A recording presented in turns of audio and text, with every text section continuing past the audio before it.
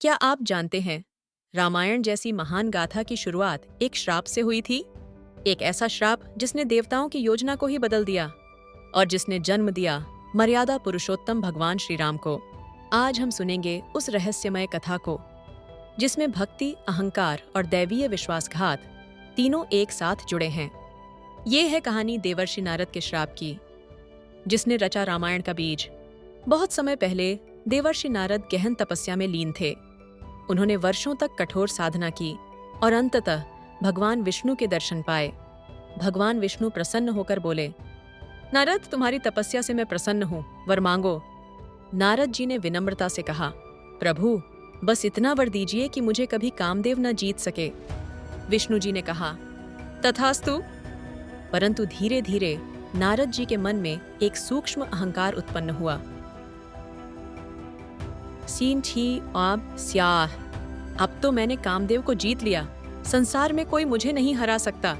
भगवान विष्णु मुस्कुराए, क्योंकि वे जानते थे अहंकार भक्ति का सबसे बड़ा शत्रु है।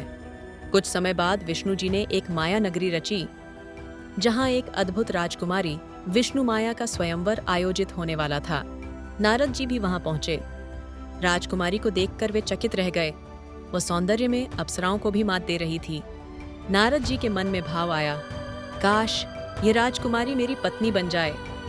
वे तुरंत भगवान विष्णु के पास पहुंचे और बोले, प्रभु, कृपा करें, मुझे ऐसा रूप दें जिससे यह राजकुमारी मुझे ही वरण करे। विष्णु जी ने रहस्यमय मुस्कान के साथ कहा, जाओ नारद, तुम्हें ऐसा रूप मिला है जो सबसे श्रेष्ठ है।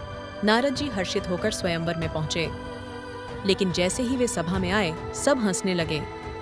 राजकुमारी ने भी उनकी ओर न देखकर किसी और को वरमाला पहना दी। नारद जी ने सोचा, लोग हंस क्यों रहे हैं? उन्होंने पास के सरोवर में अपना चेहरा देखा और चौंक गए। उनका मुख वानर, बंदर के समान था। उनका हृदय क्रोध और अपमान से भर गया। वे सीधा भगवान विष्णु के पास पहुंचे और बोले, प्रभु, आपने मेरे साथ छल किया, आपने मेरे साथ विश्वासघात किया है। विष्णु जी मौन रहे। नारद जी बोले, आपने मेरा उपहास किया है, इसलिए सुनिए मेरा श्राप। जब आप मानव रूप में जन्म लेंगे, तब आप भी स्त्री के वियोग का दुख झेलेंगे और आपकी सहायता करेगा एक वानर। यही मेरा श्राप है। विष्णु जी शांत स्वर में बोले, नारद, तुम्हारा श्राप व्यर्थ नहीं जाएगा। यही श्राप मेरे अगले अवतार का कारण बनेगा। और फिर वही हुआ।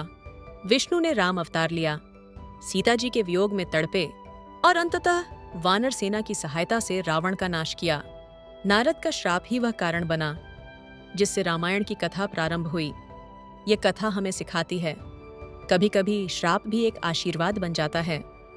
भगवान विष्णु ने नारद के अहंकार को भी अपने दिव्य लीला में बदल दिया। यह कोई साधारण छल नहीं था, यह एक दैवीय विश्वासघात था, जिससे जन्म लिया संसार के सबसे महान ग्रंथों में से एक, रामायण। तो अगली बार जब आप रामायण पढ़ें, तो याद रखें, इसके पीछे थी एक अद्भुत कहानी, एक तपस्या, एक अहंकार, एक श्राप और एक दैवीय योजना। देवर्षि नारद का श्राप ही वह दैवीय बीज था जिसने रचा भगवान श्री राम का अवतार। जय श्री राम।